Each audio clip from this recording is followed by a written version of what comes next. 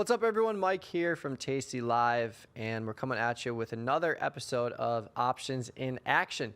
If you've missed this series, it's basically a new series where I take an old whiteboard concept or maybe a strategy that I talked about previously and bring it into an advanced light. We take a look at the platform and we talk through the practical application of some of these concepts. We're going to go through the entire YouTube playlist, the old whiteboard series. So we have talked about call options, put options. We've talked about premium. We've talked about strike prices and expirations, you name it. And today we're talking about the age-old question. Can you make more money trading short premium, or can you make more money trading long premium? And what are the gimmies and gotchas, as Dr. Jim says? What are the trade-offs with selling premium versus buying premium?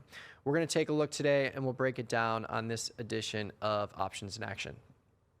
So we got this SPX chart pulled up here, and this is not the SPX stock or index chart. It is actually a chart of a long call out in December, the 8,300 strike to be specific. You can see here SPX at the top is trading at 7,300. So we're looking at this call option 1,000 points out of the money to the upside. And this is the December cycle. So before we dive into this and before I start spewing nonsense, I just wanted to say, you know, when you're selling premium, there's a difference between selling premium in the S&P 500 products like SPX or MES or XSP or SPY.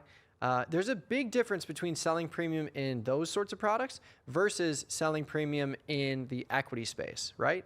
S&P 500 or other indices, even products like SMH that have moved quite aggressively with the tech sector popping off and selling off at the same time, there's things to consider, right? Short premium in the S&P 500, I've said this before, I think if you can trade successfully short premium on both sides of a market in an equity, you can definitely do that in the S&P 500 simply because the S&P 500 moves less. It doesn't have the same binary events. It doesn't have the same binary nature of equities. You could have a CEO step down and the stock price be down 20% pre-market or after the market closes, or the opposite can happen. They can announce something that the market likes, and that stock is up or down 20% when the options market is closed. It's not necessarily going to happen in the S&P 500. There's also market stops. Even if there is a big crash in the S&P, there's certain levels where the market stops trading. That doesn't necessarily help you in the case of not taking on risk when it comes to short premium. If we're talking like short puts, for example, into a market move like this, or even strangles. But what I will say is over the years, I've learned that there's a time and place for all strategies, right? I have long premium strategies where I'm buying options. It's a lower probability trade if you're holding trades to expiration. But I like to say if you're buying options, you get what you pay for. I don't really buy options that are near term. I don't buy 0-day options. I don't buy 7-day options.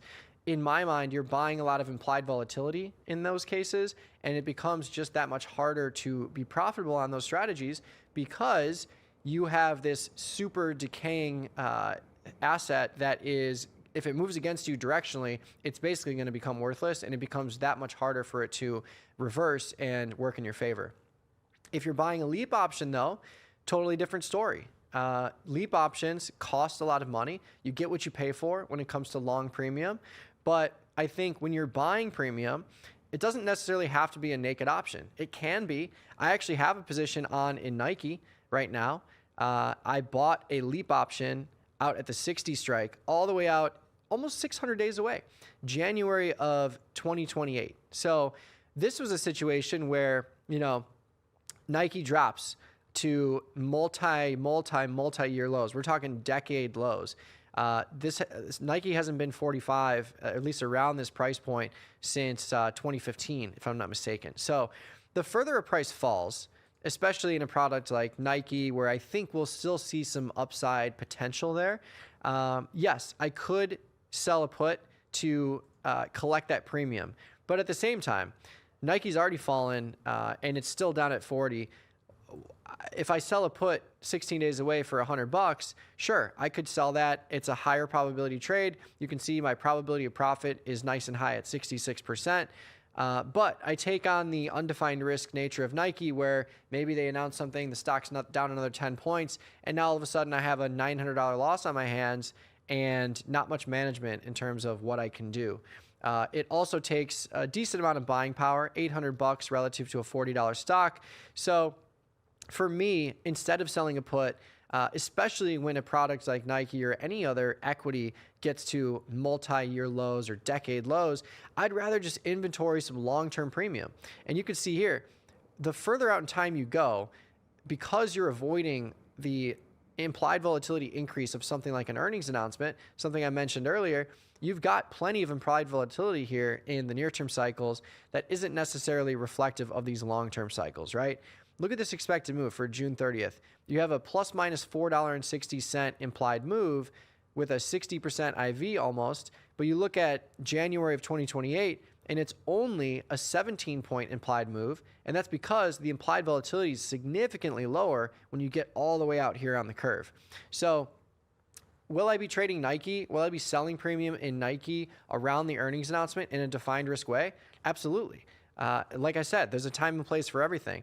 I think for Nike with the upcoming earnings, I'll probably sell something in this 22-day cycle, but I'm going to buy something in July or August. I likely will go to something like a diagonal spread or calendar spread in that sense, because I still want to trade intelligently. I still want to reduce cost basis, which has always been something that we've said here on tastylive. I want to make sure that I am reducing my cost basis and improving my probability of success anywhere I can. So in this case, if Nike's offering super high premium to sell something against even a long option I'm buying, whether it be a calendar spread or diagonal spread, we can look at this here, like the 45 strike in July, trading for $2.50, we'll call it. The 45 strike in July 2nd, look at that. You have 2 weeks of a difference in time, but only a 40-cent difference in the option prices. I'm absolutely going to be selling something against that long option that I buy if I'm bullish, and same thing if I'm bearish. But longer term, Nike's down to 10-year lows. So what does that mean? It means I'm going to get really far out on the curve here and risk $500. This option hasn't really moved all that much, which is interesting. Nike's still chopped around, and this 2-year leap basically is trading for $500. My whole thesis is, would I be surprised to see Nike go from 45 back up to 50 or 55 or 60? It was just there a couple months ago. So my answer is no, I would not be surprised. And if I'm buying a leap option that has much lower implied volatility, I know, yes, it's a little bit more costly, but I'm out of the IV spike in the near term. I'm inventorying long-term delta, inventorying premium that isn't going to decay against me all that much. And if we get a move in Nike from 45 to 50 or 55 or 60, that option is going to be worth $1,000, $1,500. And we can see this here. If I right click on the option in the chart, the 60 strike, if you right click on the bid or ask, you can have this menu pop up here. View the option in the chart, and here we go. It's been trading for $500 basically ever since I bought it. But back here, when Nike was at 55 and 60, this option was trading for $1,500. So from a risk reward standpoint, as a product like Nike or any other equity gets to decade lows or multi-year lows, I'm going to be inclined to lean into the long-term positioning. I did the same thing in Microsoft, right? Microsoft went from 550 down to sub 400 levels. What did I do? I was buying into some near-term stuff. We set up some short premium trades, of course, but I also did a really long-term calendar spread at the 500 strike. I bought January of 2027 and sold September of this year, and that was like a $500 trade. I was just like, well, I don't know what's going to happen in the near term, but I do feel like over the course of the year, Microsoft's going to be higher than where it is now. And that ended up being the case. We saw a nice bid, got all the way up to 460. And just looking at the order chains here, you can see I've had some decent trades up until that point. And the only trade I have left is that calendar spread in Microsoft. And it's up a couple $100 right now.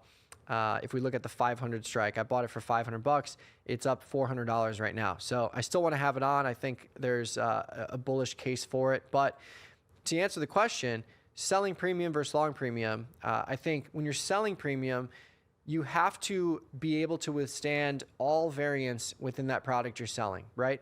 Because from my perspective, the most success that I've had in products where I've sold premium, it's been in products where I've traded small enough or the product size was small enough to where I could manipulate the strikes, manipulate my time and expiration, or a combination of both, right? That's the beauty of undefined risk. You have the flexibility to be like, you know what? I'm done with this strike. I'm done with this expiration. I'm going to buy this back and I'm going to move it out a month. I'm going to move it out 2 months and move my strike and collect a credit still. So that is how I approach undefined risk these days. It's going to be a much higher probability of success naturally, because when you're selling premium versus buying premium, if you sell an option, you just need the stock price to stay out of the money, or in this case, above your 37.5 put. If you're buying premium, you need a directional move in the stock price, and that's as simple as that. So when you think about that, if I'm selling premium and I just need my strike to be out of the money, I'm going to be much more inclined to sell near-term premium because I know that implied volatility is higher. There's not enough time, or there's not as much time for the product to move against me in a big way. It can still happen, of course, but that 30 to 60 day window is where the implied volatility is nice and high relative to a nice blend of time value as well. So that's why we are selling premium in that window. We have research that shows that that's kind of the sweet spot of implied volatility value plus time value. So selling premium in that 30 to 60 day window. Buying premium, I prefer to be outside of that 60-day window. Honestly, I would rather buy premium in a 90-day, 100-day option cycle if it's something I can afford. In the case of Nike, I can do that in a 25K, 30K account, of course. Even smaller, you have the ability to do it because the stock price is so low. But in something like SPX, $7,300 stock price, I don't have the ability to sell premium in here. I can trade spreads in here. I can do calendar spreads, some diagonal spreads in here. But sometimes the stock price is the determining factor of your strategy. So keep all this in mind and just really make sure if you're selling premium, you need to be able to withstand the variance of any kind of move. I prefer to, if I'm selling a put or a strangle, let's talk about puts. If I'm selling a put, I would rather sell it in a product where I can just hold that premium or take the shares. I would rather not exit at 2 or 3 times the loss of that short put, because if I'm selling an undefined risk put, I kind of want to have that bullish delta anyways if it does get down there. I don't want to be stopping myself out and then 2 weeks later see that it could have moved out of the money. So that's just me. But to summarize, if you're buying options, you get what you pay for. I think in this kind of market environment, I'm always going to have something against it. Like if I'm buying a 60-day option, I want to be selling something in the 30-day cycle or maybe the weekly cycle against it. If there's an earnings announcement where that premium is really juicy and I can reduce the cost basis on my long option, because the more you can reduce the cost basis on your long option, the more flexibility you have going forward to have that long option be profitable or even a scratch. If I'm selling premium, I'm very cognizant of the fact that it is a higher probability trade. You're going to have a lot of winners when you're selling premium, but you should also understand how to manipulate that trade. With defined risk debit trades, when you're buying premium, there's not a lot of things you can do. There are certain things like with calendar spreads and diagonal spreads where you can manipulate that short option by moving the strike or moving it out in time.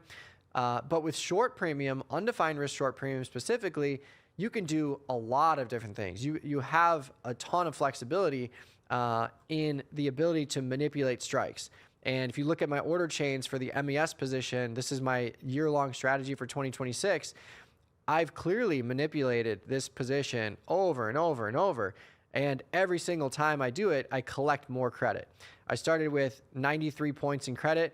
I now have 700 points in credit overall, which means my break-evens are 700 points beyond my strikes. And this is a profitable trade because I've been selling premium to offset any kind of intrinsic value losses that might show against me. So short premium, I like to reserve it for either products that I can afford any variance in, or something in like an index, like MES is a great example, or IBIT even, the Bitcoin ETF. That was my year-long trade from last year. So I think when you compartmentalize these things, it puts you in a good spot to be able to withstand variance.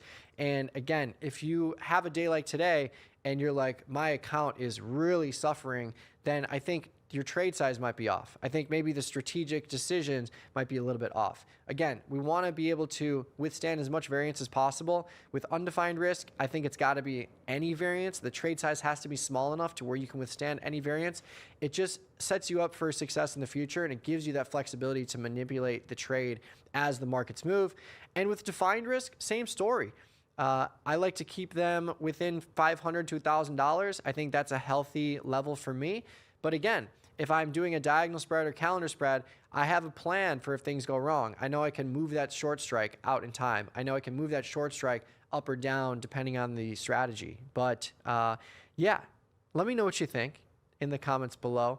That was a long-winded segment. Wasn't expecting to go that long, but hopefully that kind of mental shift helps a little bit. Again, if I'm selling undefined risk premium, it's usually in an index product or a micro futures product, and it's sector based. It's not something that's going to move 20% pre or post market. But if I am involving myself in those types of products, it's going to be in a product size that is small enough to where I can withstand any variance. I can manipulate the strikes up and down. And I think that's another interesting and important point is undefined risk trading, super high probability if you're doing out of the money sales of options, but understand what you can do to manipulate that risk profile. And that's just going to give you another leg up in the future of trading as the markets move and things go wrong for you. I mean, you're going to have your winners, you're going to have your losers, but you got to know how to manipulate and adjust those losers if they are undefined risk trades. But thanks for tuning in. Let me know what you think in the comments below. Please like this video, subscribe to the tastylive channel, and we'll see you on the next episode of Options in Action.